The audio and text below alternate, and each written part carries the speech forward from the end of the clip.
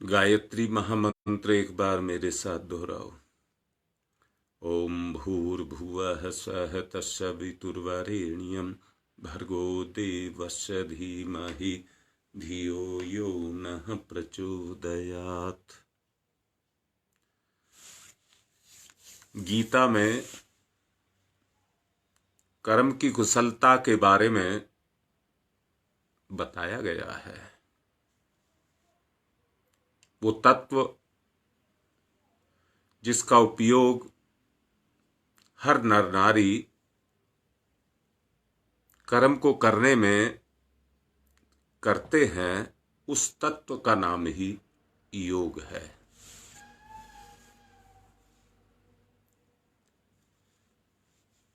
ये एक ऐसा तत्व है जिसका कर्म में के साथ में अभिन्न संबंध है और हर किसी को उसी का सहारा लेकर के कर्म को करना पड़ता है। शरीर और मन की रचना भगवान ने इस तरह की है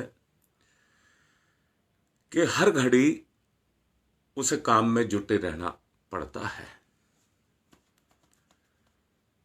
जब नींद से पढ़ करके सो जाते हैं तो शरीर और मन की भीतरी क्रियाएं बराबर काम करती रहती हैं। एक सेकंड के लिए भी अगर ये रुक जाए तो आदमी की मृत्यु समझनी चाहिए। निद्रावस्था के अतिरिक्त शेष समय में शरीर की बाह्य क्रियाएं जारी रहती हैं।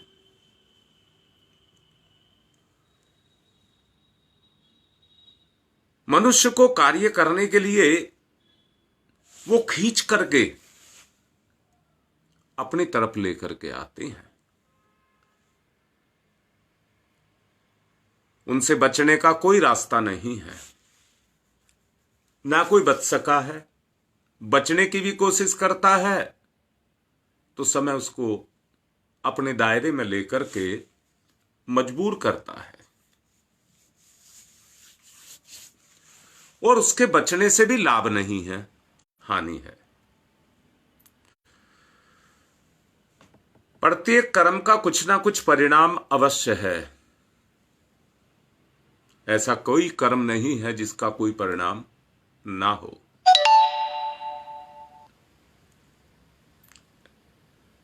निश्चित रूप से उसका परिणाम अब नहीं तो बाद में जरूर उपस्थित होगा।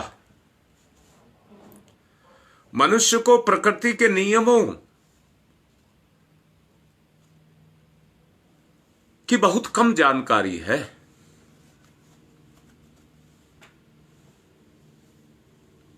जो जानकारी है वो भी अधूरी है, पूर्ण नहीं है। निश्चित रूप से कार्य का फल क्या होगा उसको आदमी समझ नहीं पाता। नदी को पार करना हो तो उसके जल में तैराक ही कूद पाता है। हर कोई उस नदी के जल में नहीं कूद पाता। अगर कूद गया तो प्राण पर आ जाएगी, प्राण पर आ जाएगी, बचेगा नहीं। उसे तैरना आना ही चाहिए। अगर आदमी सोचता है मैं नदी के उस पार जाऊंगा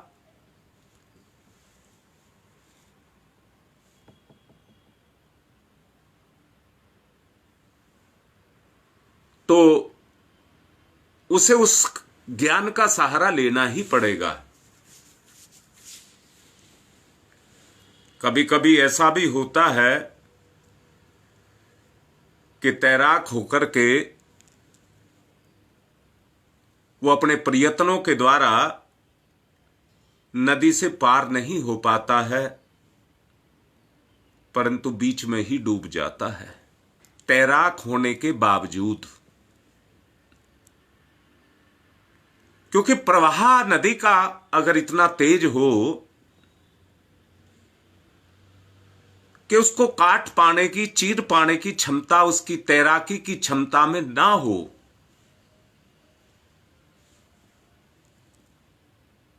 तो उसे दूसरा किनारा नहीं मिलता है। एक व्यापारी लाभ कमाने के लिए व्यापार करता है,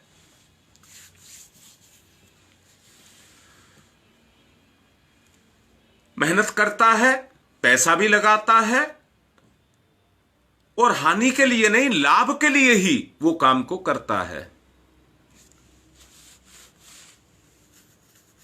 परंतु कभी कभी ऐसा हो जाता है कि उसकी सारी पूंजी भी चली जाती है।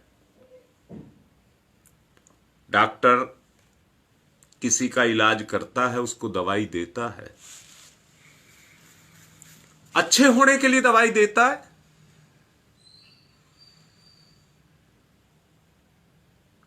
परंतु अंगों की शक्ति अगर कमजोर पड़ जाए, जीवनी शक्ति अगर कमजोर पड़ जाए, तो वो दवाई भी उसको बचा नहीं पाती है। जबकि डॉक्टर पूरे मन से उसकी चिकित्सा कर रहा है।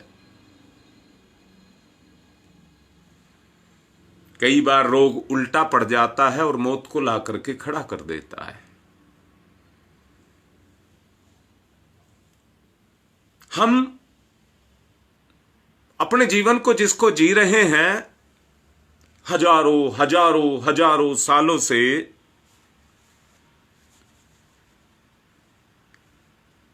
जो अनुभव एक के बाद एक व्यक्ति को मिलते चले जा रहे हैं, पिछले अनुभवों के आधार पर आज हम अपनी जिंदगी को जी रहे हैं। जबकि एक बात कही जा सकती है कि उस सिद्धांत का आदमी को कितने अंशों में अनुभव हो पाया है। पाप का फल दुख और पुण्य का फल सुख होता है। तो भी ऐसे प्रसंग आते देखे गए हैं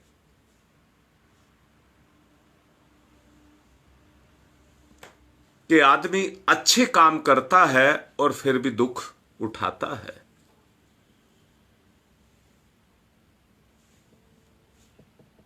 परम पूज्य गुरुदेव कहते हैं,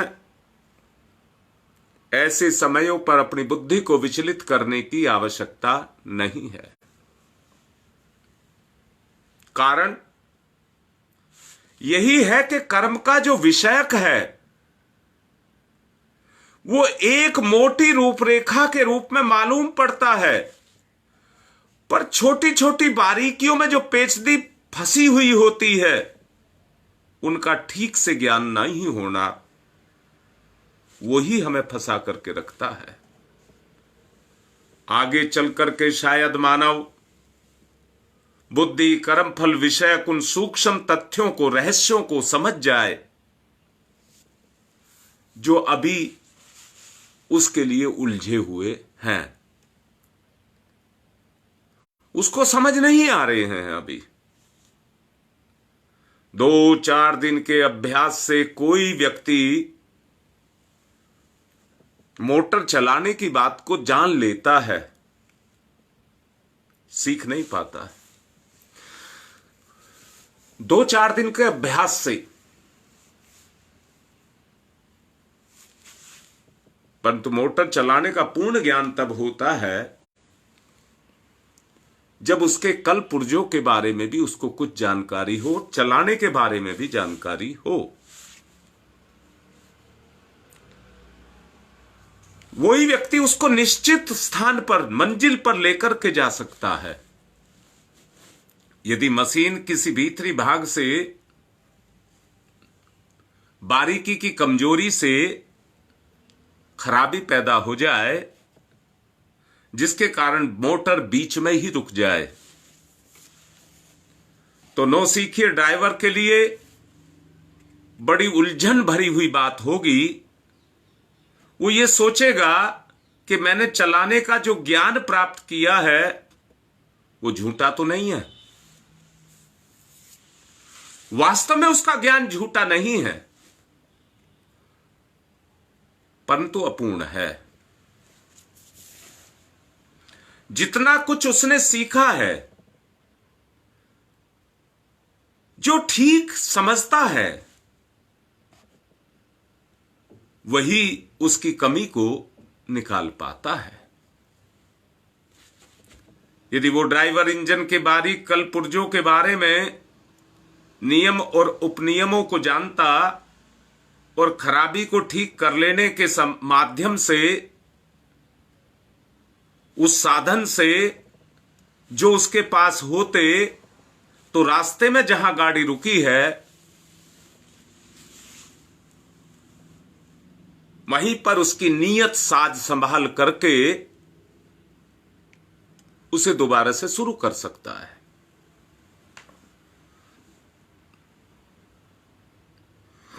आज मनुष्य जाति उस नवसीखिए के समान है जो मोटे मोटे नियम तो जानता है, परंतु ब्रह्मचर्य से आरोग्य की रक्षा नहीं कर पाता। अपने स्वास्थ्य को गिराता है। अधिकांश में यह नियम ठीक भी उतरता है, पर ऐसे उदाहरण बहुत कम हैं।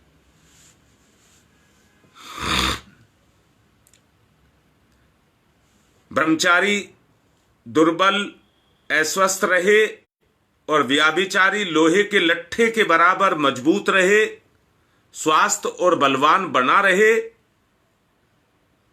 रजवाड़ों में अनेक राजपूत हुए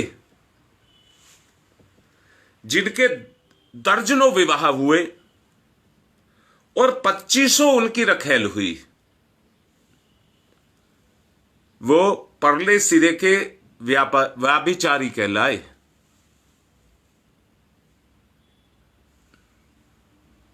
मध्यमास जो स्वास्थ्य के विरोधी वस्तुएं हैं, उनको अगर वो ले रहे हैं तो आपका स्वास्थ्य चाहे लट्ठे के, लोहे के लट्ठे के समान भी क्यों ना हो, वो कितना ही मजबूत क्यों ना हो, वो धोखा देगा।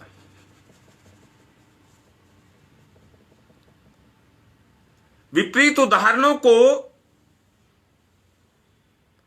ज्ञान में लेते हुए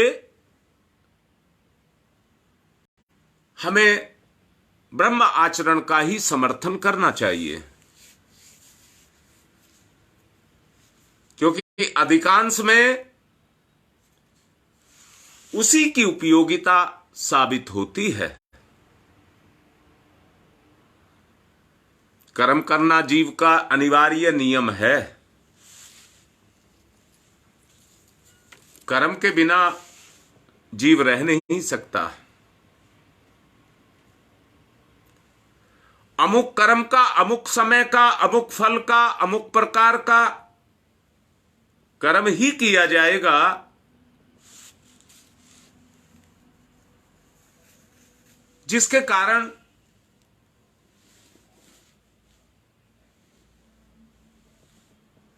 पुराने से पुराने ढर्रे पर चल करके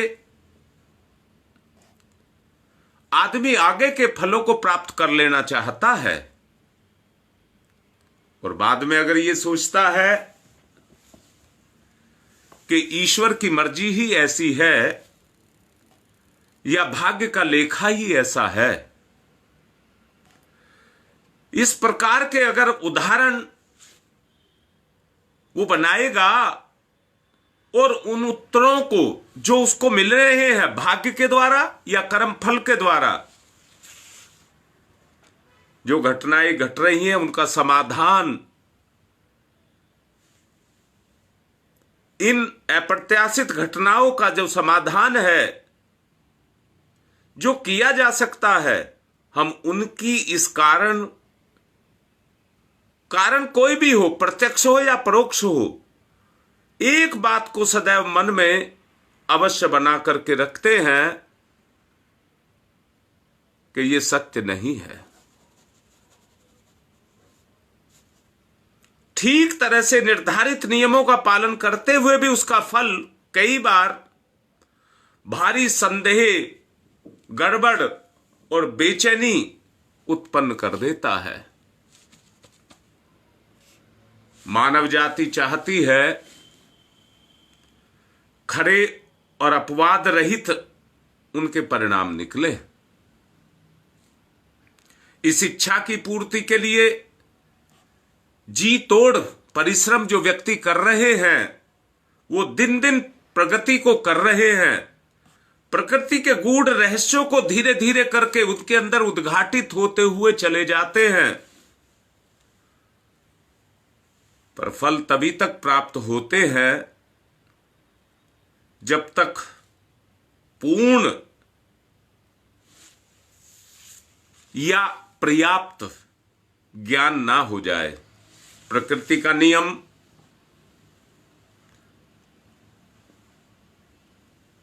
क्रियाशील नहीं है, ऐसी बात ईश्वर शासन में ऐसी कोई व्यवस्था नहीं है। उस व्यवस्था का रहस्य बहुत दुरूह होने के कारण हमें संतोष करना पड़ता है। कई बार ईश्वर के नियम फल को भी हम झूठा बताते हैं या संशय पैदा करते हैं और कहते हैं भगवान के यहां न्याय नहीं है। कर्म फल इतना संदिग्ध और अनिश्चित है तो उस पर अवलंबित रह करके कार्य करना अपने को दुख और निराशा के समुद्र में धकेल देने के बराबर है। भगवान श्री कृष्ण ने गीता में निष्काम कर्म योग का उपदेश दिया है। निष्काम कर्म का उपदेश दिया है। वे कहते हैं फल की आशा छोड़ करके कर्म को करिए। इस कथन का पूरा पूरा तात्पर्य यह है कि मन लगा करके काम करो, पूरे उत्साह के साथ करो। फल की लालसा उतावले मन में मत बनने दो। उस लालसा को अपने मन में मत बनने दो। कई व्यक्ति इस निष्काम कर्म का अर्थ गलत लगा लेते हैं। बिना सोचे विचारे, बिना आगा पीछा सोचे, बिना हानि लाभ की बात सोचे, विवेक से किए गए अंधाधुंध काम करते चले जाते हैं। जो कुछ भी उल्टा सीधा नतीजा निकल करके आता है उसी से संतुष्ट रहते हैं। यह अर्थ बिल्कुल गलत है, असंभव है और मन स्वभाव के सर्वथा विपरीत है। कार्य की उत्पत्ति के कारण से ही होती है। कारण के बिना लाभ की आशा से कोई कार्य को कैसे कर सकता है? लाभ उसके पीछे है तभी ही कार्य को करता है। बिना किसी स्वार्थ के एक कदम भी दिशा में नहीं उठाया जा सकता। फिर यह सोचना मूर्खता है कि फल का विचार किए बिना कर्म किया जाएगा। यदि बिना कोई समझे कोई काम शुरू किया भी जाए तो उत्साह दृढ़ता में विघ्न बाधाएं पैदा हो जाती हैं। मुकाबला करते हुए बराबर कर्म को जारी रखना पड़ता है। असंभव सर्वथा नहीं सोचा जाता है।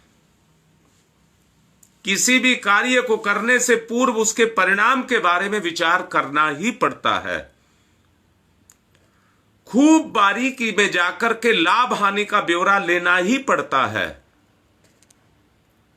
यदि सब प्रकार के कार्य करना उचित और हितकारी जान पड़े तो करने के लिए कदम उठाना चाहिए।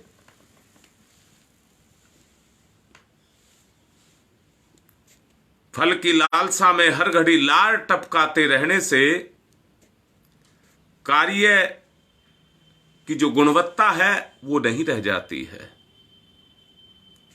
छोटे बालक आम की गुठली जमीन में गाड़ करके धैर्य नहीं रख पाते हैं और बार बार उस गुठली को उखाड़ करके देखते हैं कि इसमें से अंकुर निकला है या नहीं निकला है। उसको बार बार देखते हैं, फिर लोग बो देते हैं, फिर पानी दे देते हैं।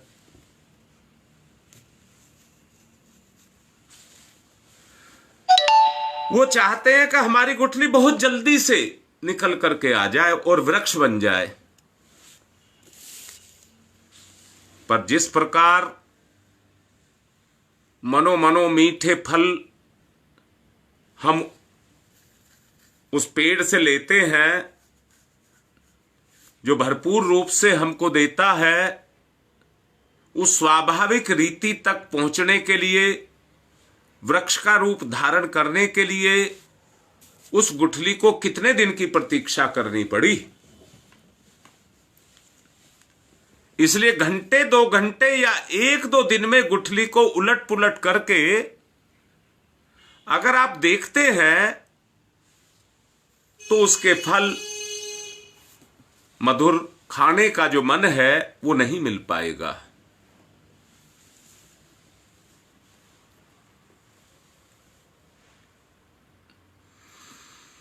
कभी गुठली में दोष लगाते हैं तो कभी पानी को कोसते हैं, तो कभी भाग्य पर टीका टिप्पणी करते हैं, तो कभी अपने को अयोग्य ठहराते हैं।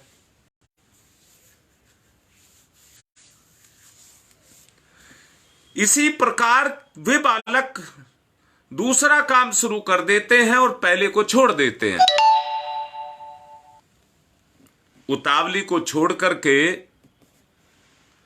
हम कार्य की बारीकी को समझ करके सफलता और असफलता पर विचार करके अपने कर्म को करें, निराशावादी ना बने।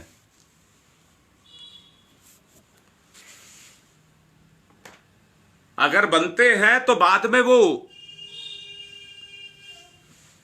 अयोग्य ठहराए जाते हैं।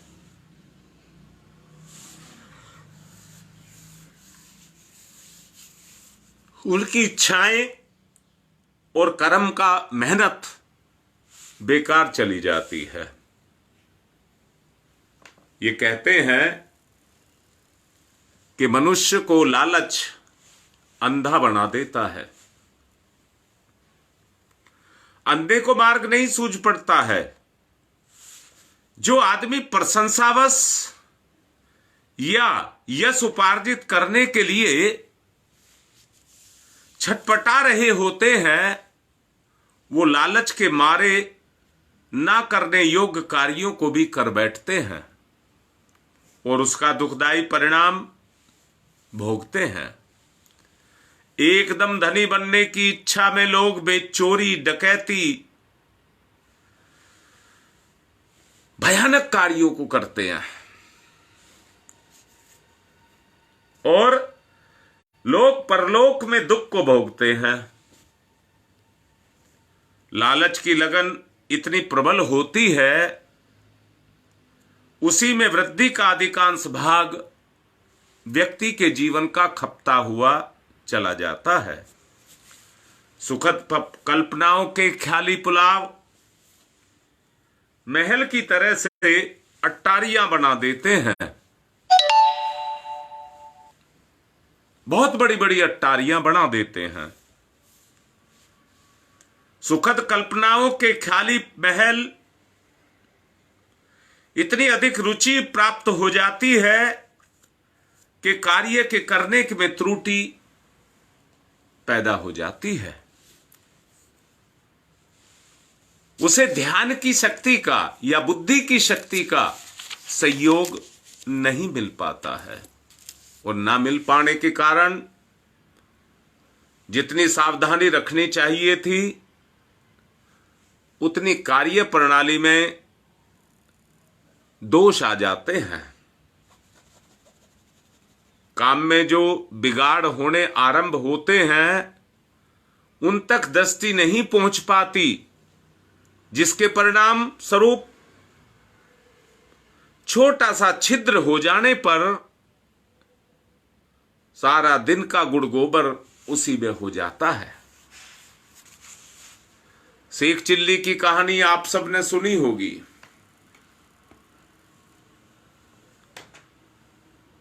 चार पैसे की मजदूरी पाने के लिए उसने घड़े बेचे, परंतु वहीं से सपना देखने लगा, एक घड़े पर इतना प्रॉफिट, दूसरे पर इतना, रोज इतने घड़े बेचूंगा, इतना फायदा मुझे रोज होगा।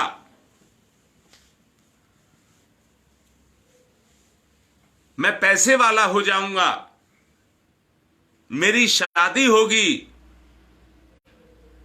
मेरी औरत आएगी, मैं नखरे दिखाऊंगा,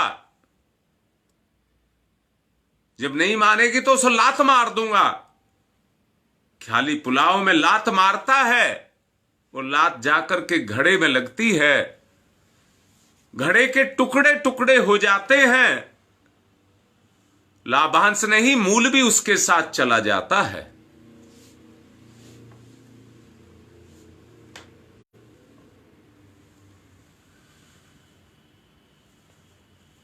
शेख चिल्ली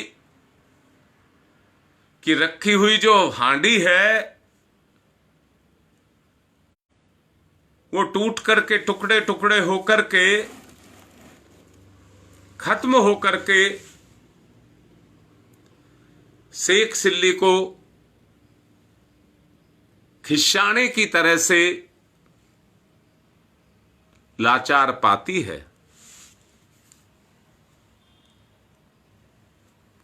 लालच इतना में इतना व्यस्त हो गया कि अपने काम की सावधानी को भूल गया।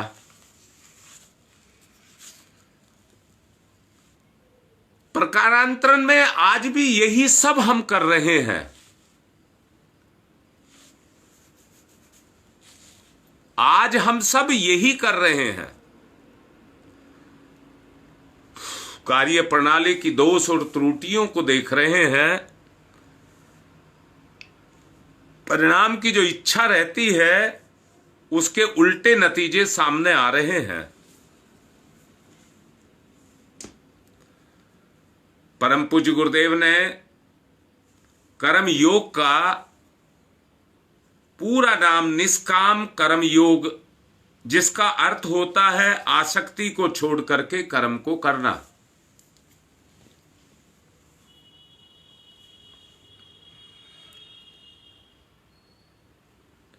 उसमें कर्म में इच्छा का नहीं, आसक्ति का निषेध किया जाना चाहिए।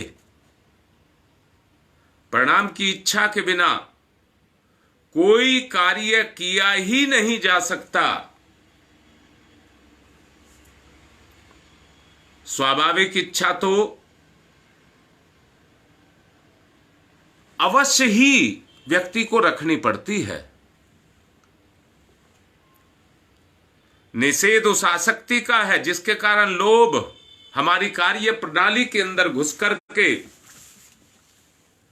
अपने दोषों को हमारे ऊपर छोड़ता है और हम आंख बंद करके उनको स्वीकार करते हैं।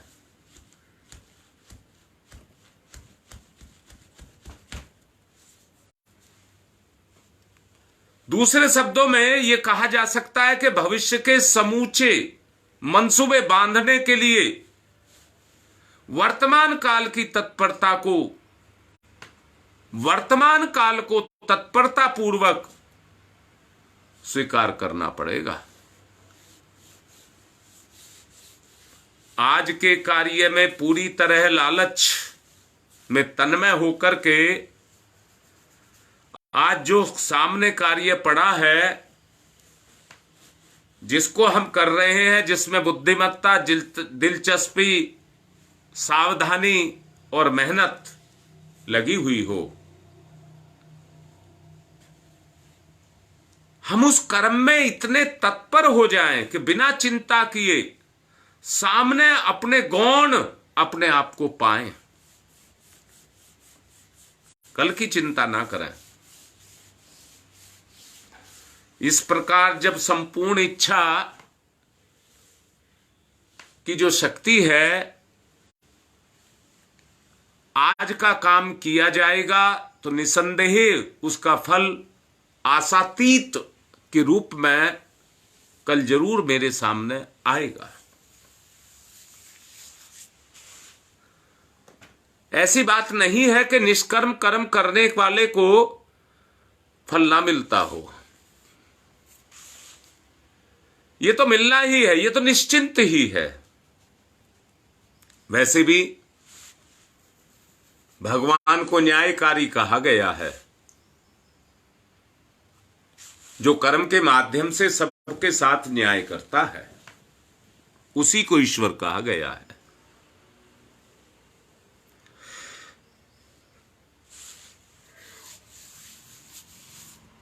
एक नौकर अपने काम को पूरी ईमानदारी के साथ करता है और छुट्टी पूरी हो जाने के बाद भी समय लगा करके काम को करता है। थोड़ी थोड़ी देर बाद घड़ी को देखता है कि किस समय कि वो घड़ी आएगी जब मेरा इस कर्म से पीछा छूट जाएगा।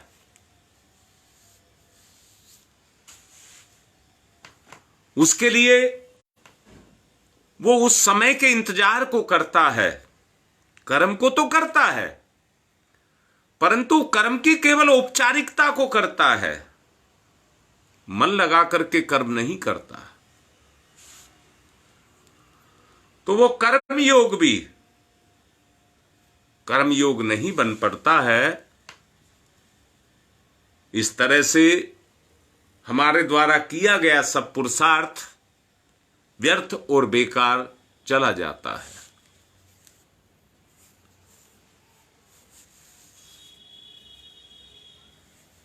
आवश्यकता है कि हम कर्म को निष्कर्म भाव से ही करें। दोषों की ओर से आंखें बंद करके ना रखें। समस्त बुद्धिमत्ता, दिलचस्पी, सावधानी और मेहनत जब एक साथ मिलकर के अपने कर्म को करती हैं, तो उस कर्म के कारण उस कर्म का फल का सबको मिलता है। उस कर्म का फल सबको मिलता है। कर्म के साथ केवल एक ही व्यक्ति नहीं जुड़ा होता है। कर्म सार्वभौम है, उसका लाभ सबको जाता है।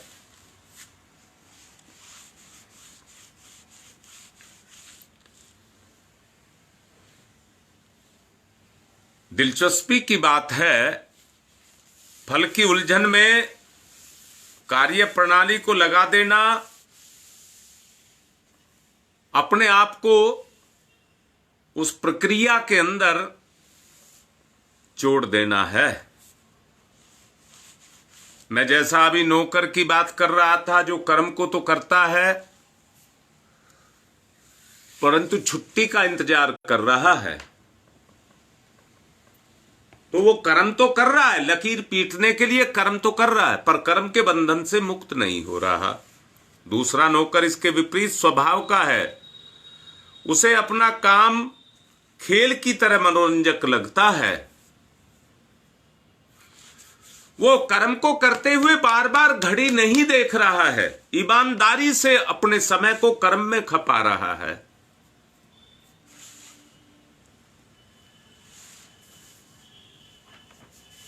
जब कर्म पूरा हो जाता है तो उसे आनंद का सुख मिलता है,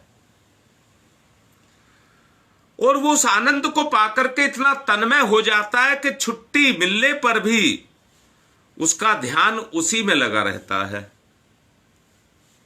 कर्म में। ठीक समय पर छुट्टी इस नौकर को भी मिलेगी, चौगुना आनंद भी उस व्यक्ति को मिलेगा, क्योंकि कर्म का प्रभाव ही ऐसा है।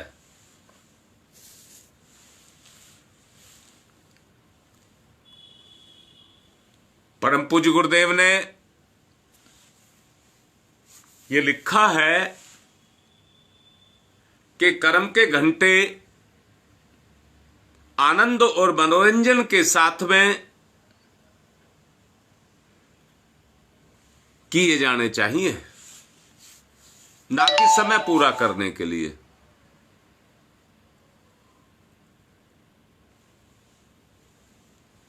कर्म के घंटों के अतिरिक्त कर्म में मनोरंजन भी रहना चाहिए।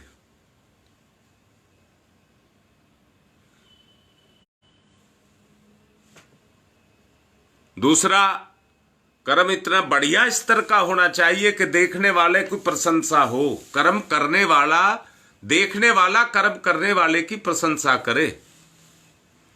तीसरा, अपनी योग्यता, बुद्धि और शक्ति को बढ़ा करके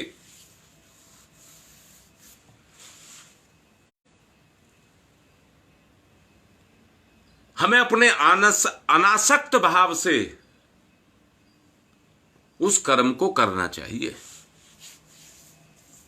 जो हमारे सामने है, हमारे हाथ में है। उस कर्म को हमको करना चाहिए।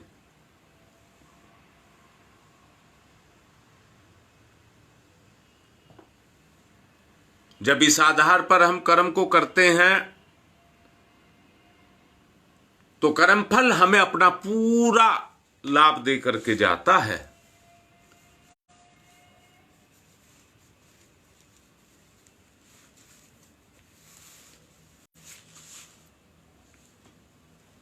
असफल व्यक्ति निंदा का पात्र होता है और हानि उठाता है, शांति को भंग करता है। किंतु काम में दिलचस्पी लेने वाला व्यक्ति अपने जीवन को बनाता है।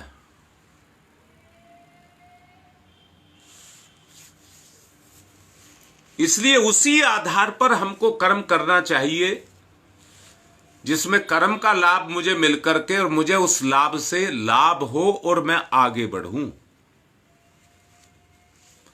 मन का वेग, आत्मा की गति,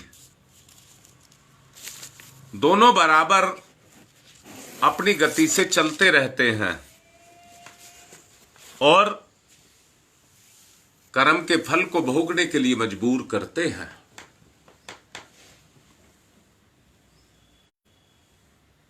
उसी भाव से हमको अपने जीवन को जीना चाहिए और अपने कर्मों को करना चाहिए।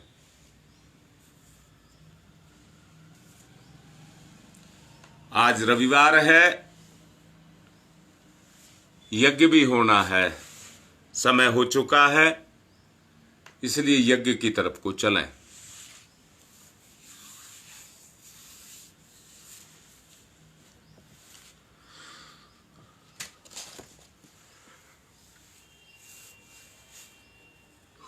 पवित्रीकरणम, बाएं हाथ पर जल सीधे हाथ से ढक लेंगे, पवित्रता का भाव मन में पैदा करेंगे। निष्काम कर्म की बात अभी आपको समझाई।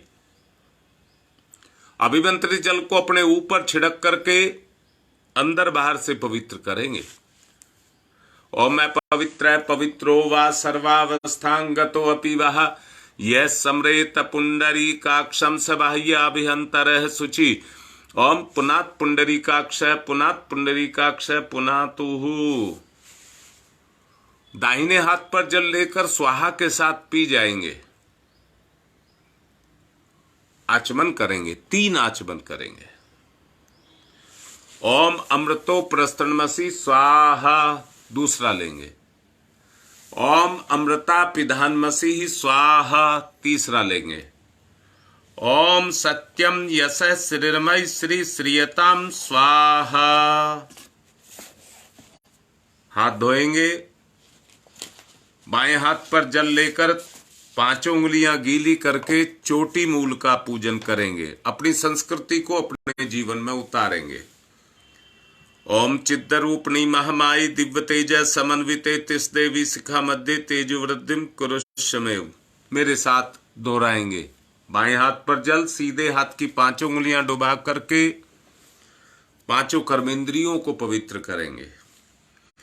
ओम वांग में आशयस्तु, ओम नशोर में प्राणवस्तु, ओम अक्षनोर में चक्षुरस्तु, ओम कर्णयोर में श्रोत्रमस्तु, ओम बाहोर में बलमस्तु, ओम उर्वोर में ओजवस्तु, ओम अरिष्टानि में अंगानि तनुस्तन्वा में सहसंतु।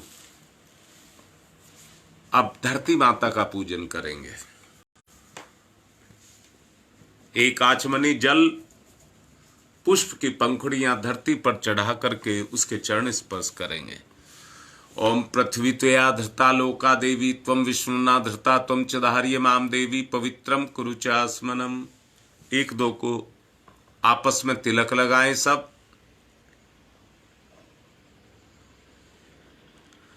चंदन जैसी शीतलता हमारे मन में रहे। ओम चंदनस्य महत्यपूर्णम पवित्रम पापनाशनम आपदाम हरते नित्यम लक्ष्मी तिष्ठति सर्वदाम।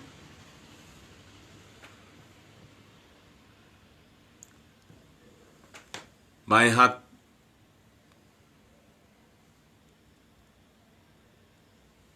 न्यास करेंगे। बाएं से दाएं अपने इंद्रियों को स्पर्श करते हुए बुराई को छोड़ना, अच्छाई को वर्ण करना। लेफ्ट हैंड पर जल, सीधे हाथ की दाहिने हाथ की 5 उंगलियां गीली करके बाएं से दाएं छुएंगे। ओम वांगमय आशयस्तु, ओम नशोर में प्राणवस्तु, ओम अक्षनोर में चक्षुरस्तु, ओम कर्णयोर में श्रोत्रमस्तु, ओम बाहोर में बलमस्तु, ओम उर्वोर में ओजवस्तु, ओम अरिष्टानि में अंगानि तनुस्तन्वा में सहसंतु। धरती माता का पूजन करेंगे। ओम पृथ्वी तया धृता लौका देवी त्वं विष्णुना धृता त्वं च धार्य माम देवी पवित्रम कुरु चास्मनम।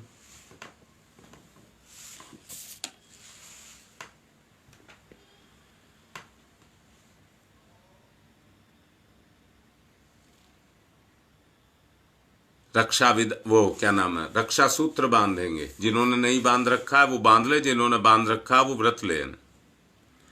ओम व्रतेन दीक्षा मापनोति दीक्षा या अपनोति दक्षिणाम दक्षिणाम श्रद्धया मापनोति श्रद्धया सत्यमाप्यते। अब कलश भगवान का पूजन करेंगे। कलश को तिलक करेंगे। ओम तत्त्वायामि ब्रह्मणा बंधमानस्तदासास्ते यजमानो हविर्भि अहेडमानो वरुणैः बोध्य ऋषः वंशमाने आयुः प्रमोसीः। ओम मनोरजुतिरजुसतामाजस्य बृहस्पतिर्यज्ञमिमं तनोत्वरिष्ठं यज्ञवंशमिमं दधातु विश्वे देवास इहमादयन्ताम्। ओम प्रतिष्ठः। ओम वरुणाय नमः आवाहयामि स्थाप्यामि ध्यायामि ततो नमस्कारम करोमि। दीपक का पूजन करेंगे। ओम अग्निर्ज्योति ज्योतिरग्नि स्वाहा, सूर्य ज्योति ज्योति सूर्य स्वाहा, अग्निर्वर्च ज्योतिर्वर्च स्वाहा, ज्योतिर्वर्चो अग्निर्वर्च स्वाहा, ज्योति ही सूर्य सूर्य ज्योति ही स्वाहा। गुरुदेव माता जी को तिलक करेंगे। गुरुर्ब्रह्मा गुरुर्विष्णु गुरुरेवो महेश्वर गुरुरेव साक्षात् परम तस्मै श्री गुरुवे नमः। अखंड मंडलाकारं व्याप्तं येन चराचरं तत्पदं दर्शितं येन तस्मै श्री गुरुवे नमः। मातृवत्र लालयित्री च पितृवत्र मार्गदर्शिका नमस्तु गुरु सत्ताय श्रद्धा प्रज्ञायुताश्चया। ओम श्री गुरुवे नमः आवाहयामि स्थाप्यामि ध्यायामि ततो नमस्कारं करोमि।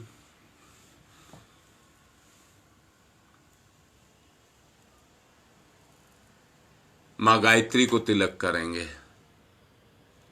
आयातु वरदे देवी त्र्यक्षरे ब्रह्मवादिनी गायत्री छंदसाम माता ब्रह्म योनिर नमस्तुते। ओम श्री गायत्र्यै नमः आवाहयामि स्थाप्यामि ध्यायामि। पूजन करेंगे।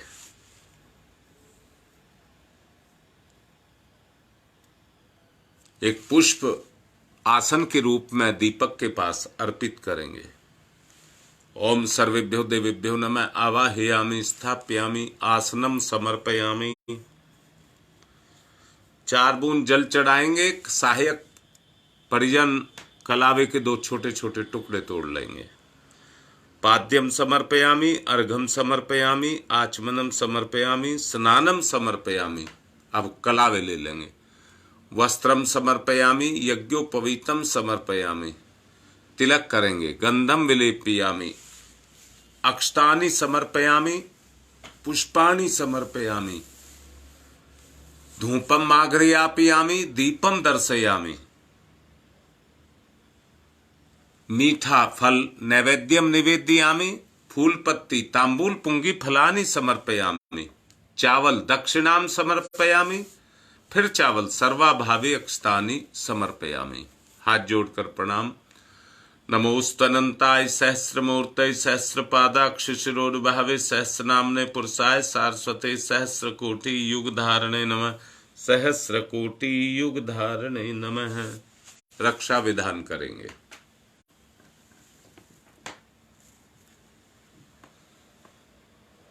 बाएं हाथ पर चावल लेकर सीधे हाथ से उठा करके जिस निर्दिष्ट दिशा में कहा जाए उधर चावल छोड़ेंगे।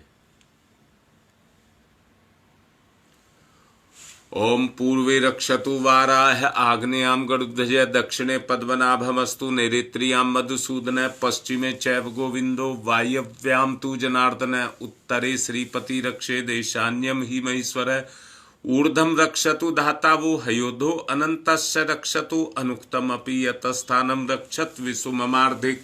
अपसरन्तु ये भूताय भूता भूमि सनिस्थिताय भूता विघ्न कर्ता रस्ते गच्छन्तु शिवाज्ञया अपक्रामन्तु भूतानि पिशाचा सर्वतो दिशम सर्वेषां विरोधेन यज्ञ कर्म समारभे यज्ञ कर्म समारभे। अब पुष्प अक्षत ले लेंगे। सभी ऋषि सत्ताओं का आवाहन करेंगे। सबसे पहले गौतम ऋषि। श्रोत्र कर्म के संप्रदाय का जिनने किया परिवर्तन था, अग्निहोत्र की परंपरा में किया सुखद संशोधन था। सभी प्राणियों के जो प्रिय उन गौतम ऋषि को आज नमन। ऋषि प्रिय थे जो रहे ना निष्क्रिय, उन गौतम ऋषि को आज नमन। ओम गौतम सर्वभूतानाम ऋषिनाम च सदा प्रियम श्रोतानाम कर्माणाम चैव संप्रदाय प्रवर्तक। ओम गौतमाय नमः आवाहयामि स्थापयामि ध्यायामि ततो नमस्कारम करोमि। भारद्वाज ऋषि का आवाहन। सदा अध्ययन को तत्पर ऋषि भारद्वाज का है वंदन। अतल ज्ञान के थे सागर ऋषि भारद्वाज का है वंदन। हे ऋषिवर ये भाव भरा आमंत्रण है स्वीकार करें। हम सबका आतिथ्य यज्ञ में आकर अंगीकार करें। ओम भारद्वाजाय नमस्ते अस्तु सदा अध्ययन तत्पर आवाहयामि यज्ञे अस्मिन् पूज्यम प्रतिगृह्यताम है। ओम भारद्वाजाय नमः आवाहयामि स्थापयामि ध्यायामि ततो नमस्कारम करोमि। अब विश्वामित्र ऋषि का आवाहन। तेजस्वी प्रज्वलित अग्नि से तप की जो प्रतिमूर्ति बने, गायत्री की प्रतिष्ठापना करके जग की पूर्ति बने, उस ऋषि विश्वामित्र को करते हम सब नमन। यहाँ ओम विश्वामित्राय नमस्तुभ्यम ज्वलदाहग्नि संप्रभम अध्यक्षीकृत गायत्री तपोरूपेण संस्थिता। ओम गायत्री नमः। ओम विश्वामित्राय नमः आवाहयामि स्थापयामि ध्यायामि। अब कश्यप ऋषि का आवाहन। हे कश्यप ऋषि तथा आपको जगती ने सम्मान दिया और आपने प्राणी मात्र को विपुल दया का दान दिया। है प्रार्थना हमारी हम पर भी कुछ कृपा करे ऋषिवर। हम सबकी पूजा अर्चा स्वीकार स्वयं यहाँ आकर करें। ओम कश्यप सर्वलोकाढ्य सर्वभूत दयाकार है असि त्वं प्रथ्यामि सह पूजेम प्रतिगृह्यताम। ओम कश्यपाय नमः आवाहयामि स्थापयामि ध्यायामि ततो नमस्कारम करोमि। अब जमदग्नि ऋषि का आवाहन। हे ऋषिवर जमदग्नि, जिन्हें बिल्कुल समान हर सुख दुख था और कठोर तप के सुतेज से जो ज्वलायमान मुख था, तपोमूर्ति उस ऋषि का होता आज यहाँ आवाहन है। महायज्ञ में उन्हीं पूज्यवर का वंदन अभिनंदन है। ओम जमदग्नि महातेजा तपस्वा जलती हतम आवाहयामि यज्ञे अस्मिन् पूज्यम प्रतिगृह्यताम। ओम जमदग्नै नमः आवाहयामि स्थाप्यामि ध्यायामि। अब वशिष्ठ ऋषि का आवाहन। सबके परम हितैषी ऋषिवर आप धर्म प्रतिमूर्ति रहे, कार्य कुशल इतने के कर्म से हर युग के अनुरूप रहे। जनहित से जन की करुणा से भरा सदा जिनका मन है, उन मुनि श्रेष्ठ वशिष्ठ पूज्यवर का सादर आवाहन है। ओम नमस्तुभ्यम वशिष्ठाय कर्म कृते महामुने धर्म रूपाय महते लोकानाम हितकारिणे। ओम वशिष्ठाय नमः आवाहयामि स्थाप्यामि ध्यायामि ततो नमस्कारम करोमि। अब अत्रि ऋषि का आवाहन।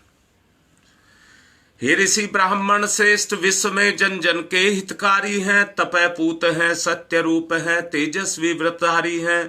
हे महान ऋषि अत्रि, आपको नमस्कार हम सबका है। आज आप पर भी ऋषिवर कुछ यज्ञ भार हम सबका है। ओम अत्रै नमस्तुभ्यम सर्वलोक हितैषिणे तपो रूपाय सत्याय ब्रह्मणे मित तेजसे। ओम अत्रै नमः आवाहयामि स्थाप्यामि ध्यायामि ततो नमस्कारम करोमि। मां अरुंधति का आवाहन। सुख सौभाग्य प्रदात्री माता, बालक शीश झुकाते हैं। इस पुनीत बेला में ऋषि माता हम तुम्हें बुलाते हैं। हम अबोध बालक है माता, कर लो पूजा ग्रहण अभी। यहाँ यज्ञ मंडल में हुए ममता का अवतरण अभी। ओम अरुंधत्ते नमस्तुभ्यम सर्वलोक सर्व सौख्य प्रदायिनी एहि मंडल मध्य तम नमः पूज्याम ग्रहण में। ओम अरुंधत्ते नमः आवाहयामि स्थाप्यामि ध्यायामि ततो नमस्कारम करोमि। अब अग्नि स्थापना करेंगे।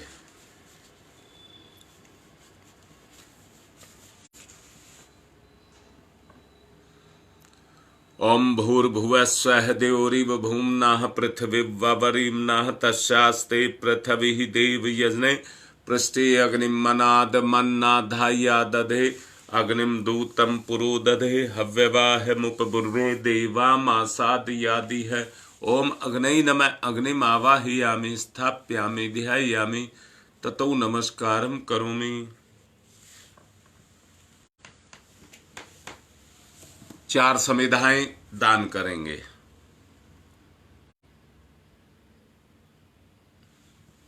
पहली समिधा बीच की दोनों उंगलियां अंगूठे के सहारे पकड़ेंगे, दोनों तरफ से घी लगा करके स्वाहा पर छोड़ेंगे। ओम अयंत इदमात्मा जात वेद से स्तेनेद्य वर्द स्वचेद्य वर्दय चास्मान प्रजया पशुर्भिर्भम वर्ष से अन्नादेन समेत दह्यई स्वाहा। इदम अग्ने जात वेद से इदम नमम। दूसरी ओम समिधाग्निम दुवशत धीर्तै बौध्यता तिथिम अस्मिन् हव्य जुहूतनै स्वाहा। इदम अग्ने इदम नमम। तीसरी ओम सुसमिधाय सूचि से घृतम तीव्रम जुहूतन अग्नि जात वेद से स्वाहा। इदम अग्नि जात वेद से इदम नमम। चौथी ओम तम त्वा समित भृंगिरो घृतेन वर्धयामसि बृहच्छोच्छाय विस्तयै स्वाहा। इदम आग्ने अंगिर से इदम न माम। जल प्रसेचनम। कुंड के बाहर जिस दिशा में कहा जाए थोड़ा थोड़ा जल छोड़ेंगे। ओम अदिते अन्मन्यस्व इति पूर्वे। ओम अनुमते अन्मन्यस्व इति पश्चिमे। ओम सरस्वताय अन्मन्यस्व इति उत्तरे। अब दक्षिण से चारों तरफ। ओम देव सवित परसुव परसुव यज्ञपतिम भगाय दिव्यो गंधर्व केतपुहु केतम न पुनातु वाचस्पति ही वाचम न स्वदतुहु। घी के साथ आहुति देंगे। ओम प्रजापते स्वाहा। इदम प्रजापते इदम नमम। ओम इंद्राय स्वाहा। इदम इंद्राय इदम नमम। ओम अग्नये स्वाहा। इदम अग्ने इदम नमम। ओम सोमाय स्वाहा इदम सोमाय इदम नमम। ओम भूः स्वाहा इदम अग्ने इदम नमम। ओम भुवः स्वाहा इदम वायवे इदम नमम। गायत्री मंत्राहुति ही सभी यज्ञ करेंगे, गायत्री मंत्र से आहुति देंगे। ओम भूर्भुवः स्वः तस्य वितुर्वरेण्यं भर्गो देवस्य धीमहि धियो यो नः प्रचोदयात् स्वाहा इदं गायत्रे इदं नमः। ओम भूर्भुवः स्वः तस्य वितुर्वरेण्यं भर्गो देवस्य धीमहि धियो यो नः प्रचोदयात् स्वाहा इदं गायत्रे इदं नमः। ओम भूर्भुवः स्वः तस्य वितुर्वरेण्यं भर्गो देवस्य धीमहि धियो यो नः प्रचोदयात् स्वाहा इदं गायत्रे इदं नमः। ओम भूर्भुवः स्वः तस्य वितुर्वरेण्यं भर्गो देवस्य धीमहि धियो यो नः प्रचोदयात् स्वाहा इदं गायत्रे इदं नमः।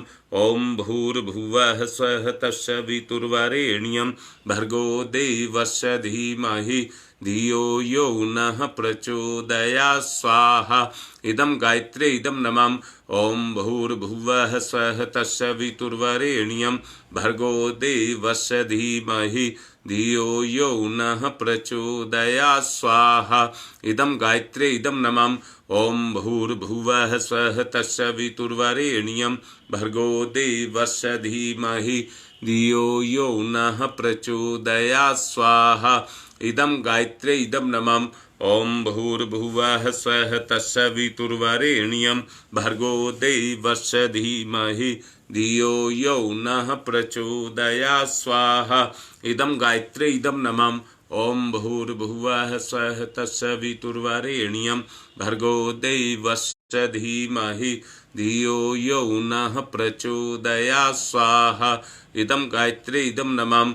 ओम भूर्भुवः स्वः तस्य वितुर्वरेण्यं भर्गो देवस्य धीमहि धियो यो नः प्रचोदयात् स्वाहा इदं गायत्रे इदं नमः।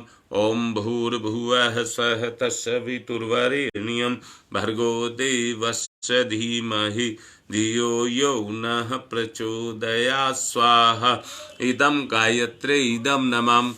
ओम भूर्भुवः स्वः तस्य वितुर्वरेण्यं भर्गो देवस्य धीमहि धियो यो नः प्रचोदयात् स्वाहा इदं गायत्रे इदं नमः। विशेष आहुतियां जिनको डलवानी है वो लिख दें। जिनको दिक्कत है वो विशेष आहुतियों के माध्यम से अपनी आहुति डलवाएं।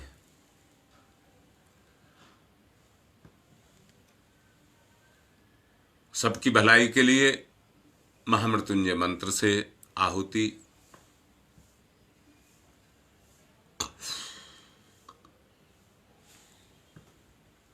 न्यू अशोकनगर से राजकुमारी, उनके परिवार के लिए। बैपुरा से संजय दुबे के परिवार के लिए। कला तुलसी से गजानन मिश्रा, उनके अच्छे स्वास्थ्य के लिए।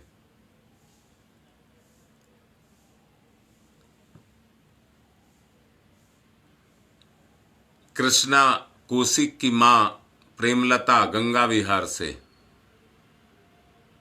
उनके लिए।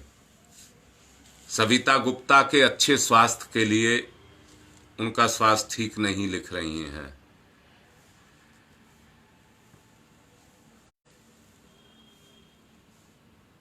शशि अंकित शर्मा की मां हैं,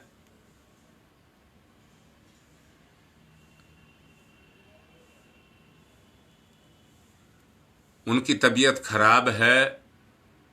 न्यू अशोकनगर से।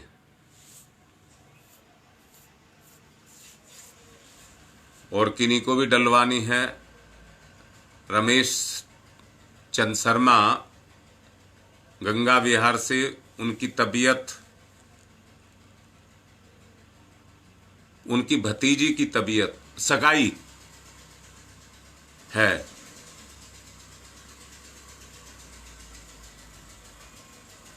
वो ठीक से संपूर्ण हो, उसके लिए ओम त्र्यंबकं यजामहे सुगंधिं पुष्टिवर्धनम् उर्वारुकमिव बन्धनान् मृत्योर्मुक्षीयमामृता स्वाहा। इदं महामृत्युंजय इदं नमः। ओम त्र्यंबकं यजामहे सुगंधिं पुष्टिवर्धनम् उर्वारुकमिव बन्धनान् मृत्योर्मुक्षीयमामृता स्वाहा। इदं महामृत्युंजय इदं नमः। नेहरू विहार से सुदेश की तबीयत के लिए, स्वास्थ्य के लिए ओम त्र्यंबकं यजामहे सुगंधिं पुष्टिवर्धनम् उर्वारुकमिव बन्धनान् मृत्योर्मुक्षीयमामृता स्वाहा। इदं महामृत्युंजय इदं नमः। ओम पंचवक्राय विद्महे महादेवाय धीमहि तन्नः रुद्रः प्रचोदयात् स्वाहा। इदं रुद्राय इदं नमः। ओम पंचवक्राय विद्महे महादेवाय धीमहि तन्नः रुद्रः प्रचोदयात् स्वाहा। इदं रुद्राय इदं नमः। ओम पंचवक्राय विद्महे महादेवाय धीमहि तन्नः रुद्रः प्रचोदयात् स्वाहा। इदं रुद्राय इदं नमः। ओम भास्कराय विद्महे दिवाकराय धीमहि तन्नः सूर्य प्रचोदयात् स्वाहा। इदं सूर्याय इदं नमः। ओम भास्कराय विद्महे दिवाकराय धीमहि तन्नः सूर्य प्रचोदयात् स्वाहा। इदं सूर्याय इदं नमः। ओम भास्कराय विद्महे दिवाकराय धीमहि तन्नः सूर्य प्रचोदयात् स्वाहा। इदं सूर्याय इदं नमः। ओम प्रखर प्रज्ञाय विद्महे महाकालाय धीमहि तन्नः श्रीरामः प्रचोदयात् स्वाहा। इदं महाकालाय इदं नमः। ओम सजल श्रद्धाय विद्महे महाशक्त्यै धीमहि तन्नः माता भगवती प्रचोदयात् स्वाहा। इदं महाशक्त्यै इदं नमः। करुणा नाश के लिए आहुति। ओम उददाना दिव्य क्रमे हंतु विमोचन हंतु रसंभि ते अंत क्रमयो गवि स्वाहा।